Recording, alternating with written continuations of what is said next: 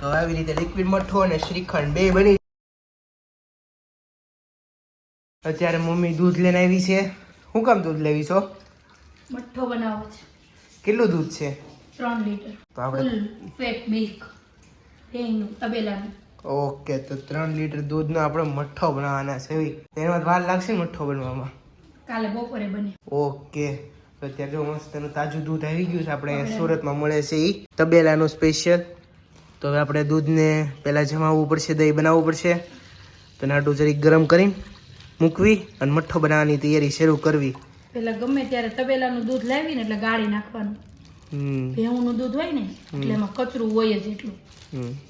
ગાળી ચોખ્ખું થઈ જાય. કોઈ માખી હોય, જીવડા હોય, ઢોર પાસે બધું હોય. તર નહીં વળે એવું નહીં, ખાલી હતપ જ હોય. ગરમ. હા, ગરમ.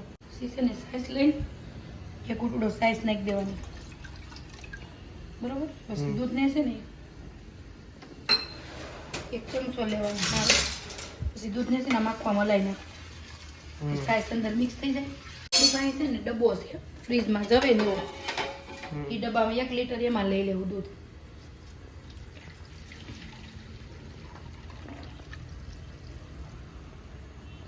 બીજું 12 જમાઈ દેવું. 8 થી 9 કલાક થાય જમાવામાં. ઓકે. કોના ફ્રીજમાં દૂધ દહીં વાળું છે એ કહેજો, કમેન્ટ કરજો. બહુ મજા. ફ્રીજ લેતા હોય ને તો આવું લેવાનું. દહીંનો સ્પેશિયલ એક ડબ્બો જ આવે, એનું એ ફંક્શન આવે. પેલા લોક ખોલવાનું,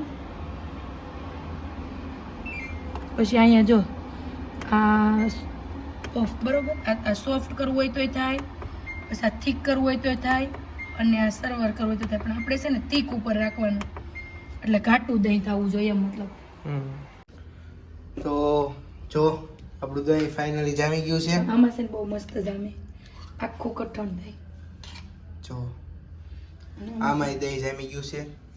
આમાં મસ્ત જામ્યું તપેલીમાં અમુકનું. બેયમાં સરસ છે. તો જો તો હવે આપણે આખી રાત આપણે ટીંગાડવાનું છે. તો ચુંદડીમાં ટાંગી દેવી. ઘણું બનાવવાનું છે, કારણ કે આને કંઈ બગડવાનું હોય નહીં. મઠ્ઠો શું બનાવ? શ્રીખંડ બનાવો. મઠ્ઠો શ્રીખંડ. તો મસ્તનો આ એક એટલું છે, અને જ્યાં 1 લીટરનું આટલું દૂધનું પણ દહીં છે. તો આપણે આખી રાત લટકાડી દેવી. મમ્મી કે મસ્તનું. અને બસ કાલ સવાર થાય ને એટલે બધું પાણી નીકળી જાય. તો લટકાડ પદ્ધતિથી જો દહીં આપણે લટકાડી દીધું, સરખી રીતે નળ બાંધી દીધું છે. અને એવી રીતે પાણી જો અલગ નીકળતું રહે આપણું મસ્તનું. અને સવાર થાય ને ત્યાં થઈ જાય આપણું આ કડક પાણો દહીં, લટકેલું દહીં. તો આને આપણે મૂકીને આખી રાત રહેવા દેવી, અને કાલ સવારે થાય. તો 8 કલાક થઈ ગઈ છે અને પાણી નીતરી ગયું છે. તો ખોલીને જોઈ લેવી પાણી છે કે નહીં. તો જો ફાઇનલી ગાઈડ ખુલી ગઈ છે. આપણું દહીં ખુલ્લું થઈ જાય. આપણું દહીં અહીંયા જામી ગયું છે મસ્તનું. ચોટે નહીં જો ઓલામાં. ઓકે, લોટ જેવું થઈ ગયું છે. એ માવો કહેવાય. હા, તો માવો રાખ ને, કંઈક તો રાખ. જાળી લેવાની. જાળી ન હોય ને તો હવાલો પણ લઈ ગયા આપણે. હવાલો તો આપણે ઘરે હોય જ તે. અને બધું છે ને એને એકવાર આમાં ચાળી નાખવાનું, એટલે એકદમ સરખું મિક્સ થઈ જાય.